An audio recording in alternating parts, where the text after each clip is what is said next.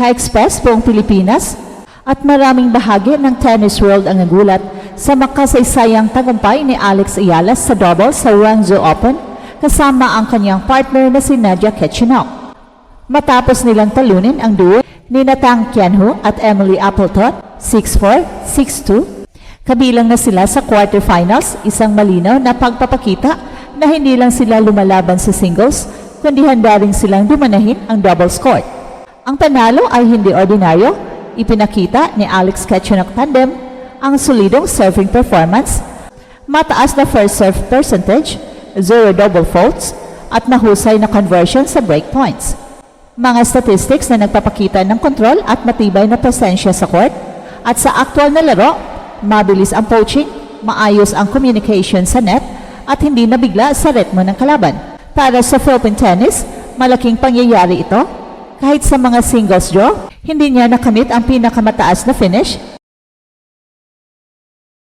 Ang tagumpay sa doubles ay nagsisilbing matibay na paalala na ang talento ni Alex ay hindi limitado sa isang format. Kaya niyang makapag-ambag sa team play, kaya niyang mag-lead at dala niya ang watawat ng Pilipinas sa iba't ibang laban sa mundo. Sa social media at media coverage, ramdam ang pambansang pag-angat ng emosyon. Mula sa fan pages hanggang sa sports desk, iisa ang mensahe, isang Pinay ang lumalabas sa world stage ng may tiwala. Ang susunod nilang kalaban sa quarterfinals ay mas pinalakas ang kwento.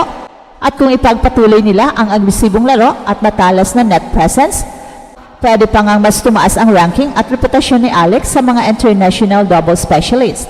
Well, hindi lang panalo ang nangyari, kundi isang statement ang ginawa ni Alex, isang sulit teamwork, matalinong execution at pambansang suporta. Pinatunayan niya na ang puso ng isang Pinay ay kayang gumising sa buong mundo. Ngayon, asahan na magbubukas ang mas malaking pinto para sa kanya at buong Pilipinas sabay-sabay na naghahanda para sa susunod na laban. Mainit na balita mula sa Guangzhou Open 2025. Muling nagmasid ang apoy sa tennis world ang Pinay sensation na si Alex matapos makapasok sa quarterfinals ng women's doubles kasama ang veteranang Ukrainian partner na si Nadia Kechenok. Sa isang makinis at kontroladong performance, pinatumba ng kanilang tambalan ang duo ni Tang Qianhu ng China at Emily Appleton ng Great Britain 6-4, 6-2 para makuha ang slot sa Final 8 ng prestihiyosong WTA 250 event. Ang panalo ay hindi basta-basta, ipinakita ni Alex at Nadia ang kompletong package ng doubles mastery. Mabilis na court coverage, mataas na first serve percentage, at 0 double faults sa buong match. Si Alex, na dating mas kilala sa kanyang singles run, ay ibang anyo sa net, mabilis, matapang at matatag sa bawat reflex volley. Samantala si Nadia ay nagsilbing matibay na pader sa likod ng baseline, laging handang mag-set up para sa Pinay star. At hindi rin nakaligtas sa mga tennis analyst ang kanilang chemistry at communication na anilay tila matagal nang naglalaro ang dalawa bilang isang team. Sa bawat rally, kita ang malinaw na signal reading at sabayang paggalaw, bagay na nagpapahirap sa kalaban na makakuha ng momentum. Ang dalawang critical break sa unang set, ang tuluyang nagbukas ng pinto para sa kanila upang dominahin ang laban at tapusin ito sa loob lamang ng 2 sets. Para kay Alex, ang tagumpay na ito ay higit pa sa puntos o ranking. Ito ay patunay na patuloy siyang nag-i-evolve bilang complete player. May kakayahang makipagsabayan hindi lamang sa singles, kundi maging sa doubles, isang bihirang kombinasyon para sa mga batang tennis pros. Sa bawat panalo, lalo niyang pinapatunayan na may puwang ang isang Pinay sa gitna ng elite circle ng WTA. So ngayon, habang papasok siya sa quarterfinals, muling umaalingaw-ngaw ang sigay ng mga Pinoy, Go Alex para sa bayan! Dahil sa bawat palo niya, ramdam ng buong bansa ang isang bagong yugto ng kasaysayan, isang yugto na unti-unting binubura ang linya na nagsasabing imposible para sa isang Pinay. Well, hindi may tatanggi, sa bawat palo ni Alex, may kasamang mensahe ng pagbangon. Ang kanyang panalo sa Guangzhou Open doubles ay hindi lang tungkol sa taktika at talento, ito ay tungkol sa puso, disiplina at matinding paninindigan na dalhin ang Pilipinas sa mapa ng world tennis. Matapos ang ilang setbacks sa singles draw, pinili ni Alex na hindi magpahinga. Sa halip, ibinuhos niya ang lahat ng kanyang energy at focus sa doubles, isang desisyong nagbunga ng tagumpay. At ayon sa mga insider sa tournament, si Alex ay dumating sa practice court ng maaga, nag-focus sa serve placements at reflex drills, at nagpakita ng level-headed confidence na bihira sa mga batang atleta. Ang ganitong maturity sa edad na 20 ay nagpapakita kung bakit siya tinuturing na future legend in the making. At sa laro kontra ni Natang at Appleton, si Alex ang nagdala ng ritmo. Mula baseline hanggang net, kontrolado niya ang tempo at halatang handa sa bawat posisyon. Kapag kailangan ng pressure sa kalaban, pumapasok siya sa harapan, fearless, precise, at may timing na pang top tier.